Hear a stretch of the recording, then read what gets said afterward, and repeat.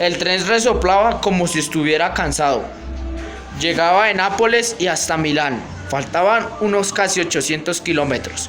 Eran las 6 de la mañana. Carlo estaba en la estación central desde las 5:30.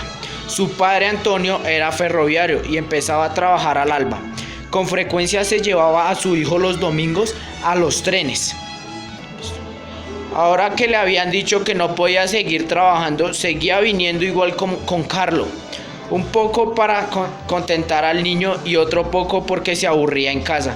Y también un poco porque todavía no se los creía. Tenía sueño por todas partes.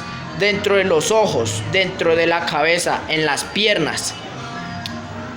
No conseguía sacudírselo hasta que llegaba a la escuela. Y veía a Ana, que tenía 9 años y la mirada siempre fija en él. Todos decían que eran novios. Carlos se ponía rabioso. Hacia allá. Todos decían que se ponía rabioso y decía que no era verdad. Él no le había pedido ella que fueran novios, ni tampoco viceversa. Ana, en cambio, estaba decidida. Cuando alguien le planteaba la pregunta, respondía: Por mí podríamos ser novios, pero Carlos es el que me lo tiene que pedir. Dado que él era un tímido, su noviazgo oficial siempre quedaba retrasado. No es que Carlos estuviera disgustado. Ana era simpática y le gustaba, pero sus ojos eran como estiletes. Los sentía clavados sobre él y no se los podía sacar ni con alicates y ni siquiera eran novios.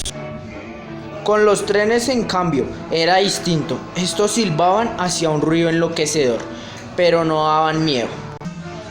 Si era el turno de su padre, Carlos se levantaba el domingo muy temprano y lo acompañaba. Lo habría seguido también de noche, pero su madre no quería. Decía que un niño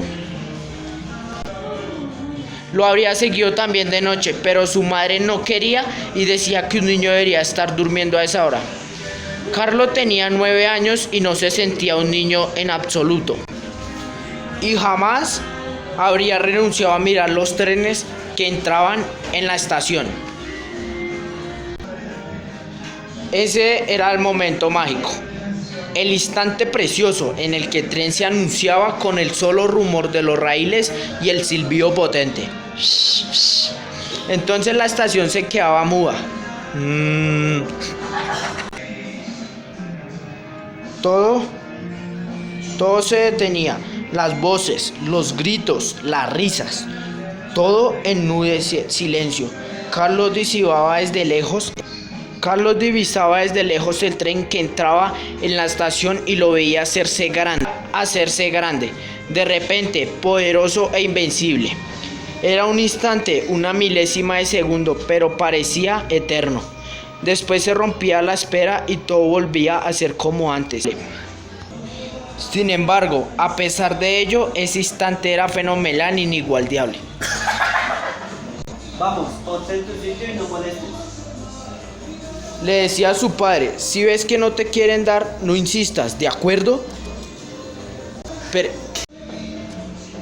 ¿Y ahora? Carlos se ponía siempre al final del vagón número 6. Era Antonio quien se lo había sugerido. Es el estratégico. Carlos, acuérdate que los pasajeros de los primeros vagones. Las personas bajan del tren y van resignadas. Saben que deben hacer un buen trecho de camino para salir.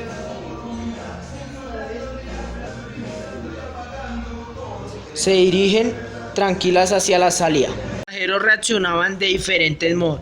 Algunos les sonreían sin darle demasiada importancia. Otros lo miraban de través y seguían recto. Había algunos que le daban el billete sin sonreír. Y otros que se lo ofrecían con una caricia, y había incluso quien, distraído, pensaba que era el niño que estaba pidiendo limosna. Y junto con el billete le daba dinero.